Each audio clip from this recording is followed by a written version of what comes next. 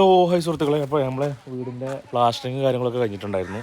അപ്പോൾ അതിൻ്റെ ഇടയിൽ കുറച്ച് വീഡിയോ ഇടാൻ കുറച്ച് വൈകി. കാരണം വീഡിയോ ഒന്നും കുറച്ച് അങ്ങനെ ഒരു മൂടല്ലില്ല. ജ്യേഷ്ഠന് മുത്തമ്മാൻ്റെ മകന് പെട്ടെന്ന് അറ്റാക്കായിട്ട് കഴിഞ്ഞ ആഴ്ച മരിച്ചു.